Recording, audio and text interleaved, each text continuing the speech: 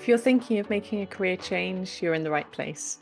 I'm Yesim Nicholson, and Your Big Career Move is your opportunity to listen to stories from ordinary people who've made extraordinary career changes.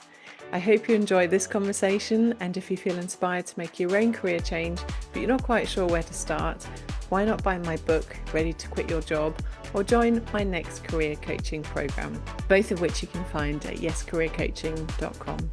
Today I'm here with Andreas, although I noticed, I think people maybe call you Andy, or maybe that's just when you're speaking to English speaking people. No, it's Andy. Andy is, and Andreas is when my mom is calling me if I did something wrong. When you're in trouble, okay. Yes, when I'm in trouble. I won't call you Andreas, then let's stick with Andy. Thanks so much, Andy, for taking the time to be on this podcast today.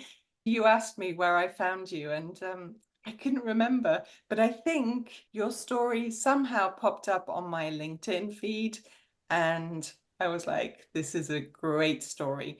So without further ado, can we go straight into what you were doing before your big career change? First of all, thanks for having me, Yesim, and I'll give it a try to wrap it up in some few words. So in my first life, I was a police officer for 20 years. I was a criminal detective in the last decade, working in organized crime. And yeah, that was my first career path I took from like 19 to 20 years old to 35, 36. Yes. Was that your first job then?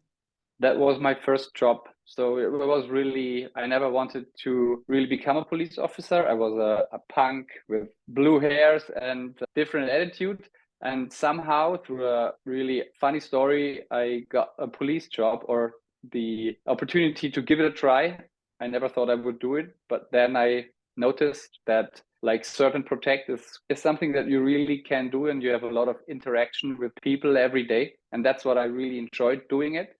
Playing police and robbers. For me, it was always a game, like doing the right thing and trying to get the other guy. That's what I did for 15, 16 years. Yes. So this is really interesting because I always like to watch people's body language and their facial expressions when they talk about, well, when they talk about anything really, but actually watching you talk about being a policeman, I can see that it clearly at some point gave you joy. Yes, it was absolutely. something that you really enjoyed doing.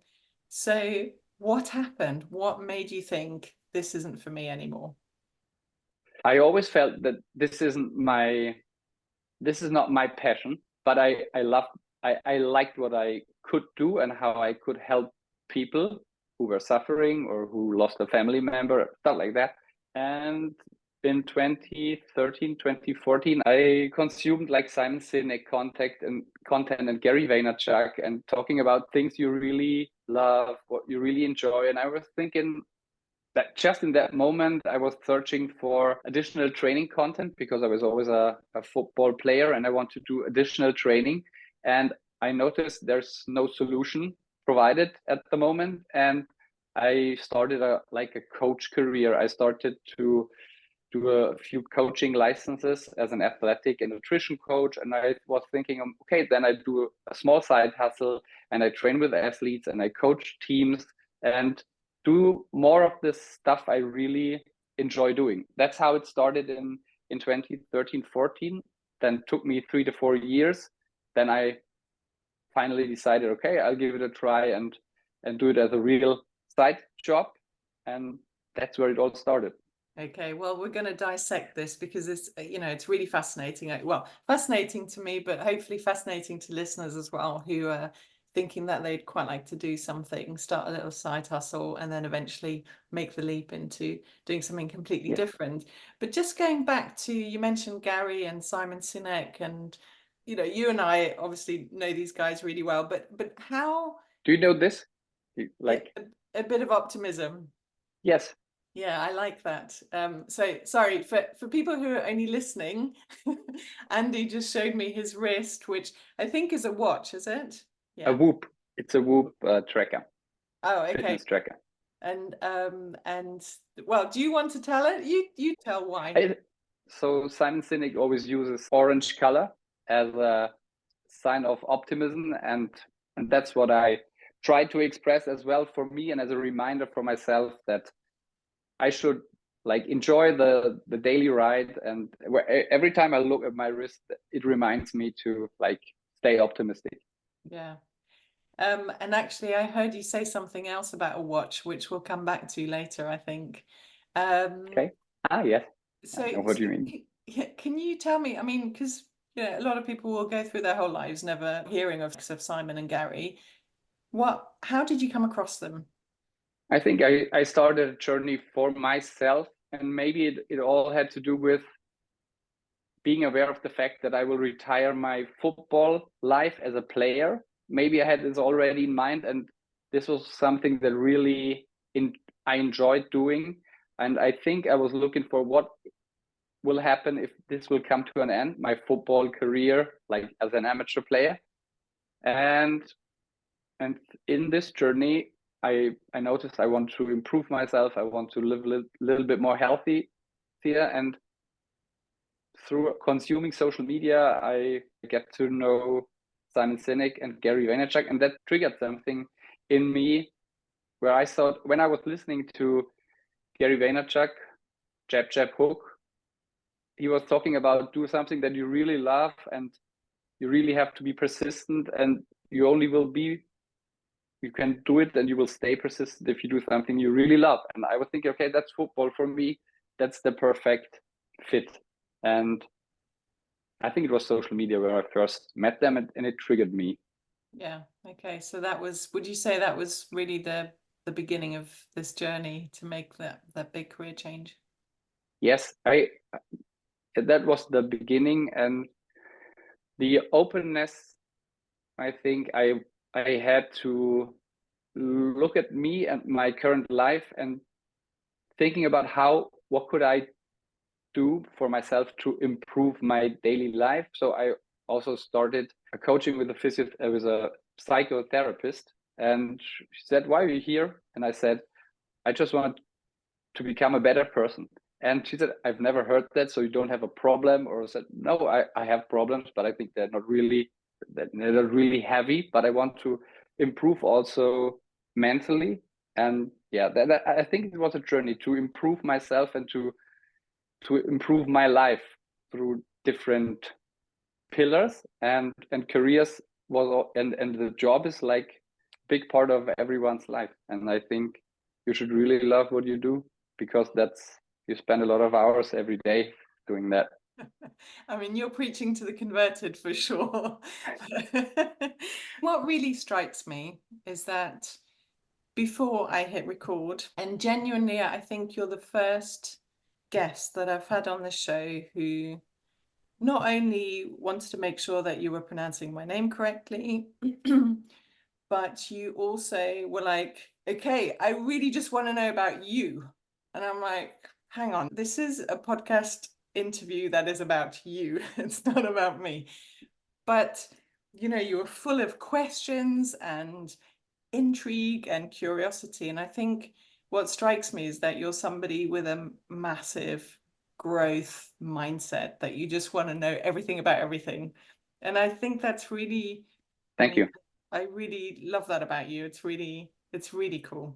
Thank you very much, Yesim. Not because I love talking about myself at all. I sometimes find it really uncomfortable, but I think just the fact that you show this genuine interest in somebody that's actually just wanting to talk to you about your story is really nice and quite refreshing. So thank you for that. Oh gosh, I have so many questions for you. I don't even know where to start. So I think we'll maybe just go chronologically. Yes. So you always had this passion for football. You were playing amateur football. And you go, right, I just really want to make this passion and see if I can turn this into a career somehow. And so you start exploring. And Yes. now, should we tell people what you do now? And then perhaps we can work backwards and see how you've ended up doing what you're doing now. You have to guide me and tell me when you think now nobody knows at the moment what I'm talking about, but let's do it in this manner. So, well, currently what we are doing, we have built a training platform for amateur soccer clubs, coaches and players. And it all started with the idea of transporting professional know-how to amateur level. I had a severe injury, ankle injury in 2016. The first time in my life I got a proper professional rehabilitation, and I was thinking, okay, I would have needed that in the last 20 years of my football career. And then I started like working as a coach for athletes and teams, and and I met a lot of people that told me, hey, that's exactly what I wanted to start as well, and that's what I would have needed. And then out of this single player brand or single person brand as a side hustle, we created a startup. I never wanted to create a big brand, or that was not the first target. I want to like do a step-by-step process to gain first customers, make some money, reduce my police work. This was the step-by-step approach, and I just talked about this exact same topic with my investor yesterday in the podcast about being all in versus doing a step-by-step process, feeling comfortable, not burn the boats, and you just have one way to go. So I think for me, it's the best. For me, it was the best approach to do it one step at a time, reducing the main job and creating a side hustle that gave me. I always felt I will do this no matter what, but I want to do it in safe steps, because I have a house, I have a mortgage. Is that the right? Yeah. I have 2 kids. I didn't even get the money from the bank. Even I was a police officer, like secure job, so you get relatively easy money from the bank. But they said, we don't give you any more money for this, so I have to lend it from my best friend. And what I want to tell you is that it wasn't like the safest thing to do, but I felt it's the right thing to do. And quitting a police job in Germany is like, you have a really good pension, a safe pension, that now I would have to like put it to the side, that maybe in 20 years of time I have a safe pension. But I was never struggling or thinking about I throw away my safety, because if I wouldn't have done it, I would have regretted it all my life. So what's it all about? There's always, should I do it or not? But I would have regretted all my life, so I have to do it no matter the consequences. That's how I thought it through. So I never really struggled, or I never felt unsure if I'm doing the right thing. I was sure I'm doing the right thing. I try to do it step by step. That was like in a nutshell, or in a big nutshell. Yeah. So the business that you're running currently, it's an app. Yes. Is the app called B42? Yes. Yeah. Yes, it's like a B2B software for clubs and training app for players. Yeah. We will be featured from Apple in the next upcoming days again as app of the day. That's so cool. Congratulations. Thank you. And Thank you why is very it much. called B42? When we started and we said, okay, now we're a startup, we were thinking about what should be the brand's name. And we were thinking of what should be at the core of the brand. And then we were thinking about the brand name. So we thought, so what should be the brand all about? And we are all amateur players. And for us, football was something that really gave us confidence, that taught us a lot from life. So every sport teaches kids to perform in a team, to get aware of, you will lose a lot of games in your life, you will lose in life. So it teaches you a lot about life sports, and that's what it's all about. And I think the sport and football is something that you can like become better for yourself, but you can also improve your team and the people in the club, and you can also have a positive impact on society, not only as a professional player but also as an amateur player. That's what we believe in. And now we were thinking, who really created the big impact throughout sports on society? And that was Jackie Robinson, the first athlete who broke down the barriers of racism for Black athletes in the US sports. And I think this is one of the biggest impacts that have ever been created. And B42 is all about be the guy, be the girl, be the number 42 that deeply believes in you can not only change yourself but also your team, your club, and have a positive impact on society. I love it. What a great story. I love when a brand name has a great story behind it. So Thank you very much. I'm so glad you had a story to go, because this could have gone very differently otherwise. You could have been like, I just like the name 42 and I just It's like it. 40. When you told your colleagues within the Yes. police force that you were planning to make this big career change, and I know that you did it gradually and you reduced your hours within the police force, and they presumably saw the things that you're doing outside of your 9 to 5. But what was their reaction? Because you're saying to me, and I think this is probably true in a lot of countries, that being in the police force is seen as a secure job with a secure pension. I know it's not brilliant in the UK compared to what it used to be. So what was people's response when you're saying, I'm leaving this really secure, safe, predictable environment to do something a little bit crazy? I think that nobody believed it to happen in the first place, but I think I have really, I wasn't really close to a lot of guys working there, but I had a few friends and they were all telling me, yeah, do it and give it a try. But I think they they weren't really confident that I will really like quit my job at the end. But it was not, it was okay for everybody. They see what I did, and there was no back push, or I don't have to. I like family. My mom is really a safe person, and I was telling her at the beginning that I will quit my job early in the process, and I use this technique a lot to like, I always do what I talk about.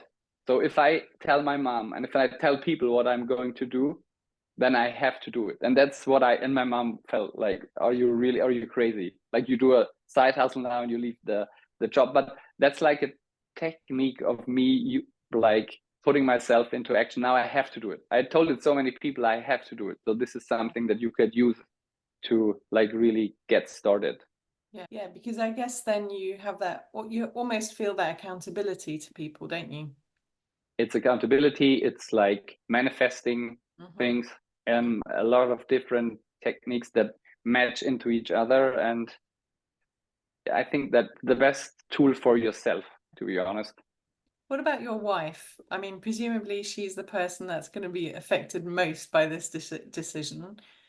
What Yes, was their response to you announcing, my this is what I'm going to do? Alex is really, she really needs safety, Mhm. and Alex was the one from the beginning who supported me. Without her, I wouldn't have been able to do it, because she like created all the UI, UX, all the creatives, everything around it.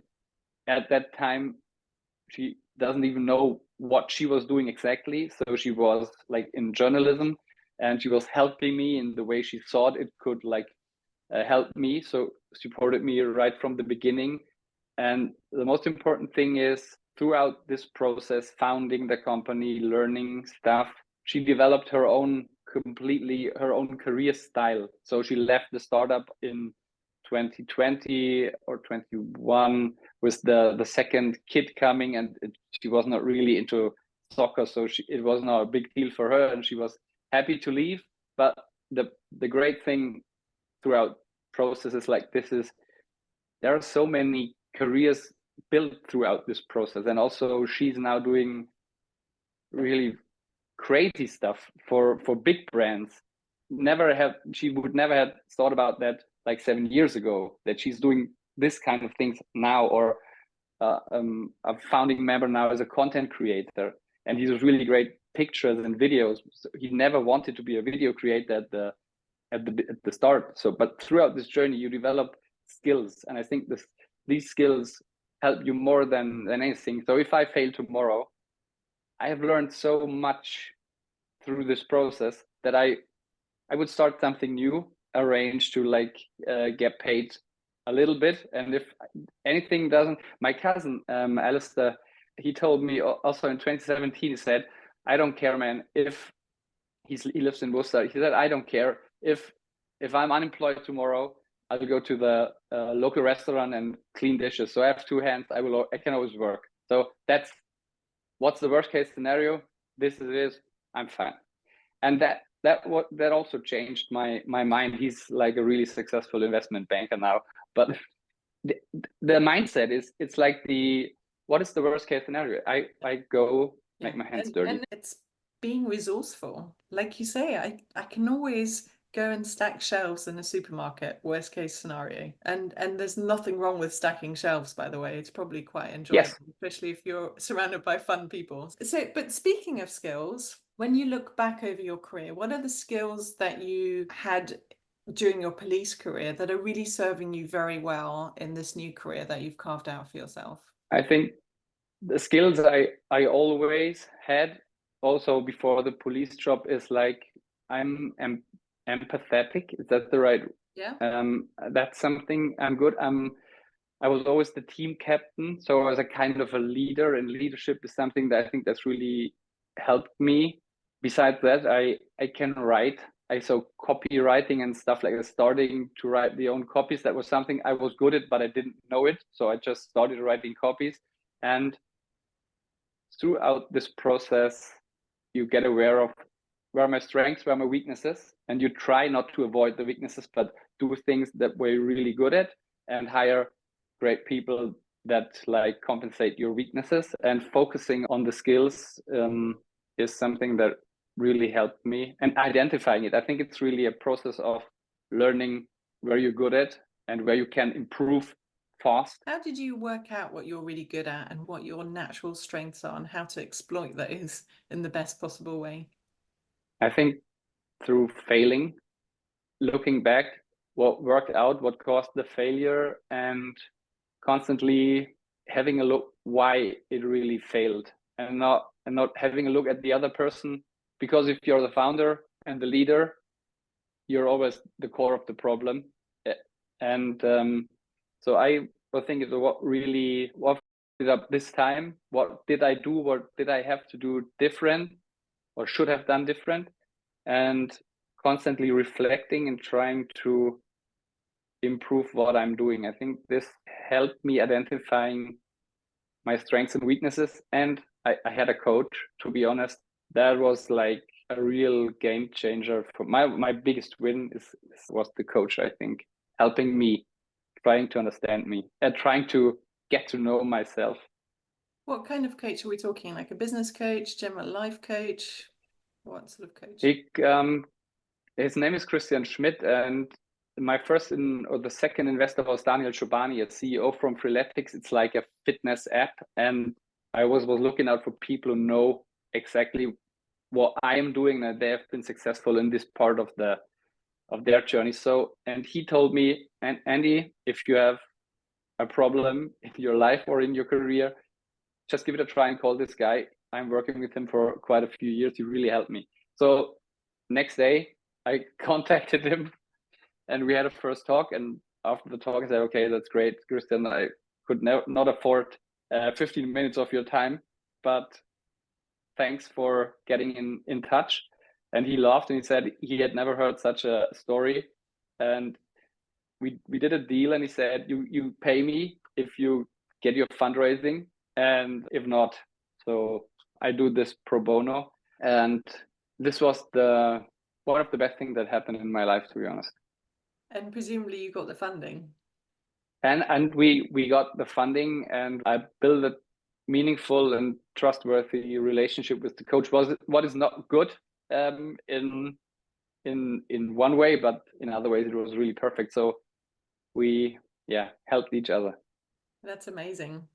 Well, it's interesting, but you sort of earlier on in our conversation, you said that you didn't really want to take a massive risk because family, mortgage, etc. But you have managed to raise a huge amount of money, haven't you, to create your app? Yes.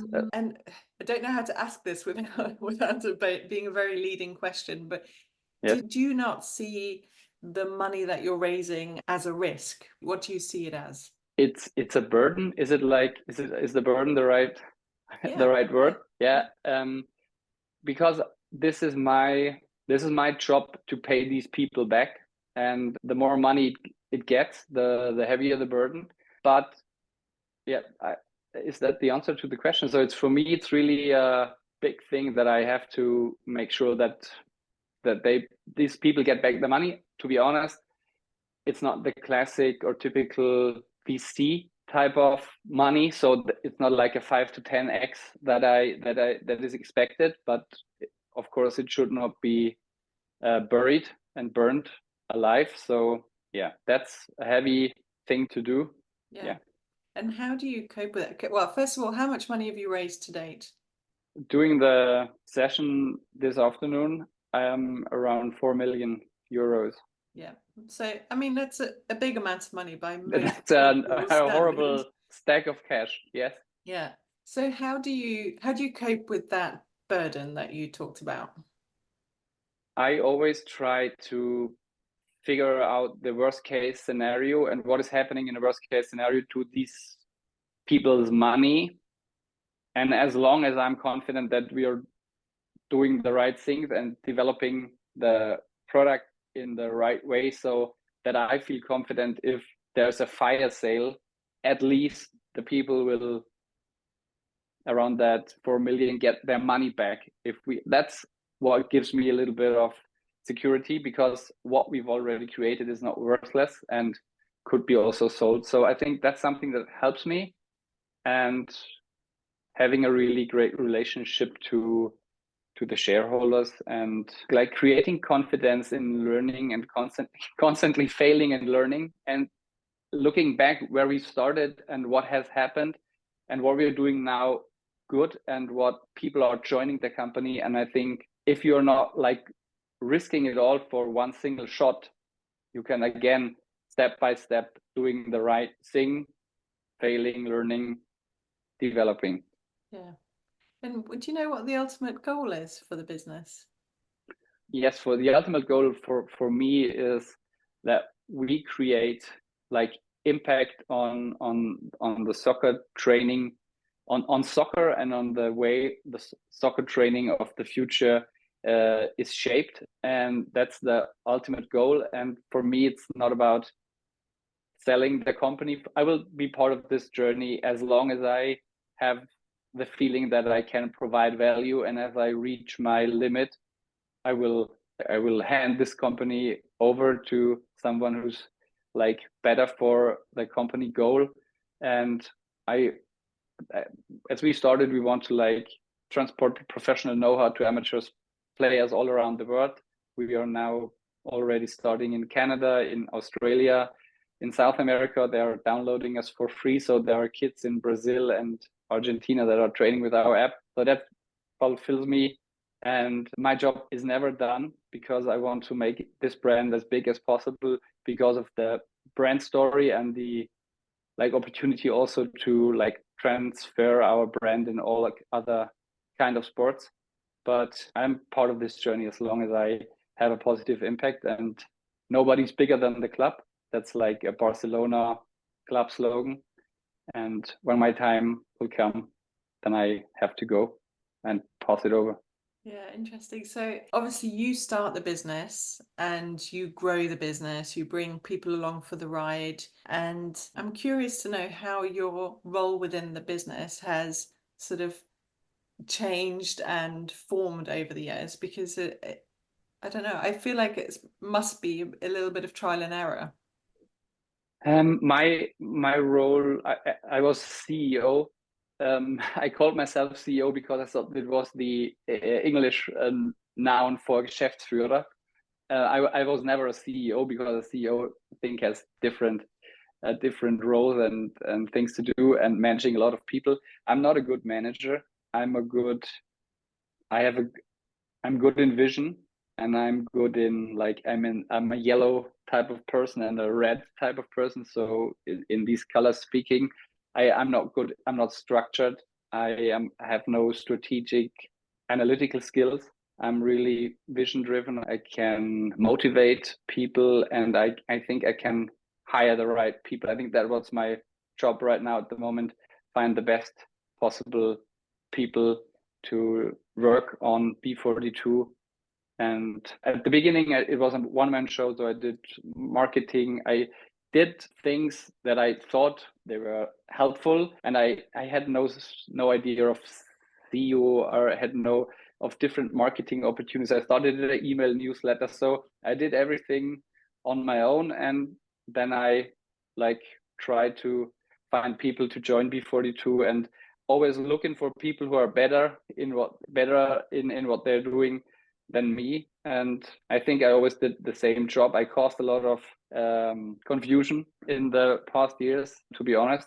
I think I was always pursuing the bigger goal and not focusing on the business case. And that's something that really was one of my biggest mistakes.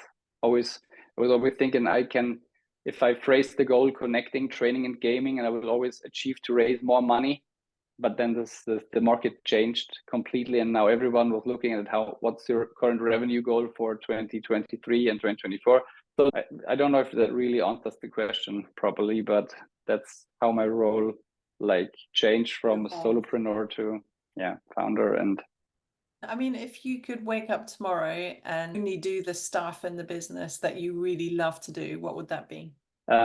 Marketing the brand and identify strategic partners and new investors. I think that's the things that I'm hopefully doing in the next 12 months, to be honest. So I will focus on marketing, and I found again someone who I never would have thought that I will find such a guy, who will start in the mid of May as an interim CEO and having a look at P42 and doing it full time starting in January 2025.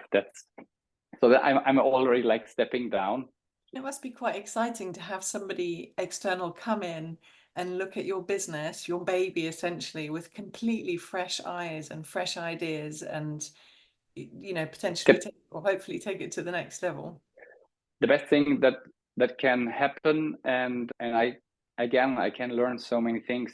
That's like product market fit, speaking to customers. I think in the last few weeks I've learned so much in this Marktforschung. Market research. And now in the next upcoming 12 months I will again learn so many things from Adrian, and that's what it's all about, right? It's about developing, learning, and having the awareness that these skills are your fundament. So this is what, if you've acquired skills, you can always start something new. And talking about changing your career, it's like this cheesy, the goal is, your way is the goal. It's like in English, what's the phrase in English? Like that, der Weg ist das Ziel. It's in German, like enjoy the ride. Yeah. It's like a little bit cheesy, but it's in the end, that's what it's all about. If you're aware that you're constantly developing skills that can help you in the future, that's everything you need.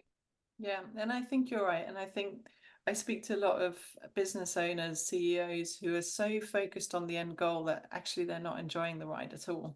It's literally just about that end goal, and they can't see beyond that either. So it's quite interesting. There's nothing up until then, and there's nothing beyond then. It's just that one particular point in time.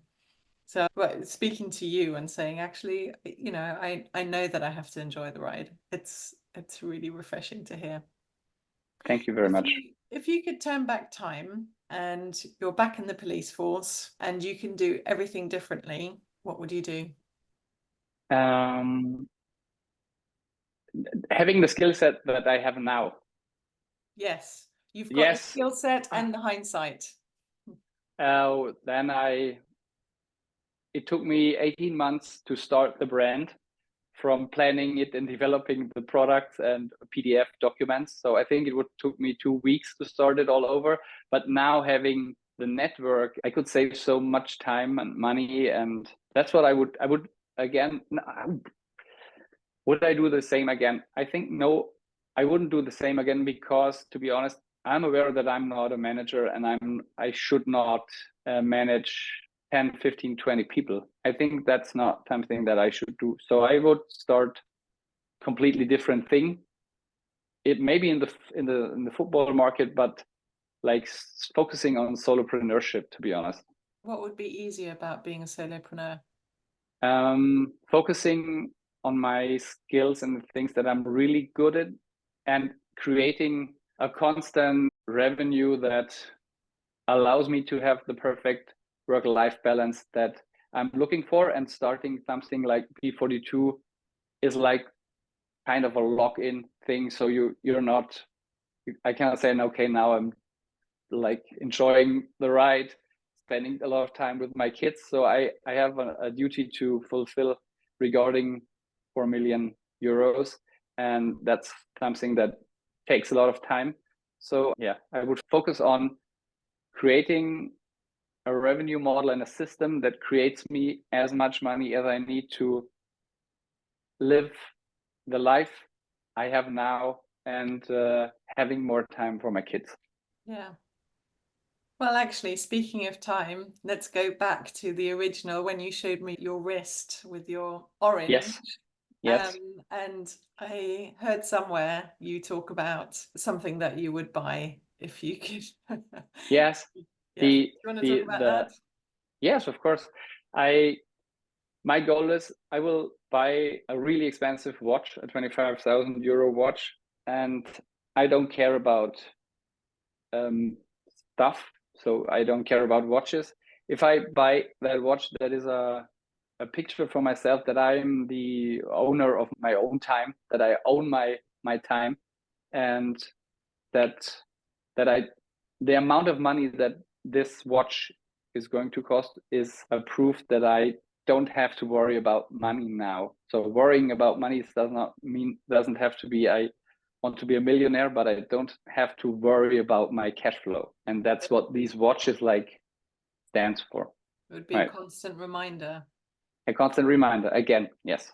Well, this is an important question. Have you researched how many orange watches there are that cost 25,000 euros? No, it wouldn't be an orange watch, but it's a black watch. But I have one in mind, and I hopefully I can send you a picture one time. I would love that. Thank you. Yes. What does success mean to you now? And does your definition of success differ from 10 years ago? I think it completely differs. I think completely. I never cared about money, and I don't care about money now, but I know that money is a vehicle to have the life that I would define as success.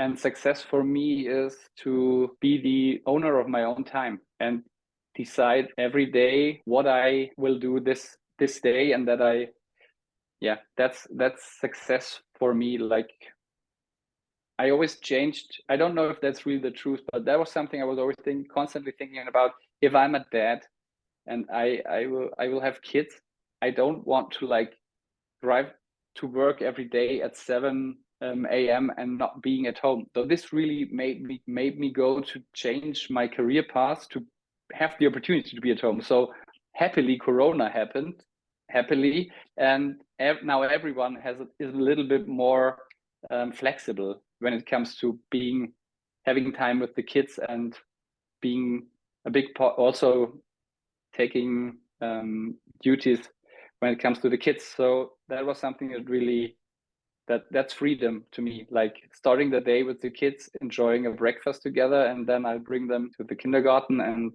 and that's already success, to be honest. Yeah, it's nice and simple, isn't it? As the best Yes. things often are. What would your definition of success had? I can't even speak. I know the question. I know the question, but I think I didn't have a definition. I didn't have a definition because I had no goal. And I think that's something that completely changed also throughout Christian, through being aware of the framework that purpose, ambition, values, leadership principles, a framework that you can use for a company, a framework that you can use for yourself or for a marriage, a relationship, really like knowing who you are and why you're here, being aware where you want to head and your ambition, your goals, that creates something and now you can talk about success. And that's why I've never been able to think about success. Yeah. I love your honesty that actually 10 years ago you hadn't even really thought about what success meant to you, whereas it sounds like you've been on a massive journey over the last 10 years that have made you be pretty clear about what it means to you now.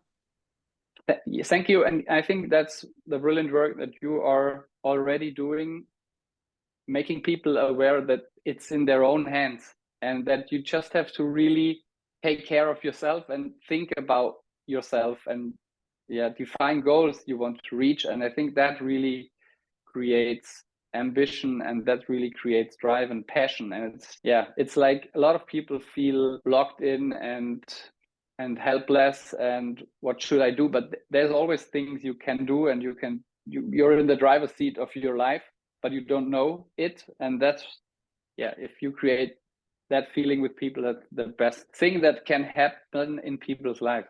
Yeah. If you could go back in time and you have the option of staying in the police force, would you, knowing what you know now? Never ever. I would. That's something I was asked a lot. So would you come back? Or is there still the opportunity to be a police officer again? I think there was a period of time where I could get back, but it was never an option, because in the moment you do something you really care about, you never want to have less. You never want to have less. And that's why I would never go back to the police force. Not talking bad about what happened, but there's more in life. It's funny, I think this might be a Turkish saying. It's something along the lines of, you don't really want to get off a horse and climb onto a donkey. Yes. It's kind of like that, isn't it? Well, I've experienced this now, so why would I ever go back to? But you're not aware of the fact that you're sitting on a donkey and you're not aware of the horse. Yeah. Till the moment you're sitting on the horse. Yeah, absolutely. Well, I'm excited to see where Andy's going to be in 5 years, 10 years, 20 years, and what stories you're going to be able to add to your existing amazing stories. I'm sure it'll be a hell of a ride, whatever you end up doing. Thanks. I'm going to put details of your app in the show notes. So if anybody wants to check out B42, whether you're a football fan or not, check it out. Yes. And well, I just want to thank you for your time. I know you're a busy guy. How many people work in your company now? 9 people at the moment. 9 people. So you're not sitting around twiddling your thumbs. So I really appreciate the fact that you've taken the time today. And I hope your story will inspire and people will resonate with what you had to say. I'm sure they will. Thank you so very much. Thank you, Yesim, for having me, and thank you for the time and the great talk.